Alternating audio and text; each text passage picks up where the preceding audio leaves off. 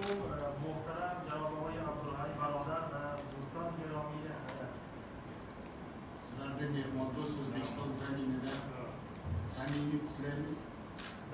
Ülkemizga safaringiz samarali va mazmunli o'tishini tilaymiz. در سرزمین ازبکستان بر شما خیر مقدم میگیم و امید داریم که سفر امروزی شما پرثمر باشه در ازبکستان. Mana yaxshi niyatimiz bor edi, Ro'zada uchrashganimizda shu niyatlarimizni amalga oshirishda mana ko'zlar ko'rib, sizlarni O'zbekistonda do'stlik, O'zbekiston Respublikasida, O'zbekiston zaminida ishlashdan juda baxtliyiz. من ما نیت خوبی داشتیم در دوحا و امروز شما را در سرزمین دوست ازبکستان می‌بینیم و شما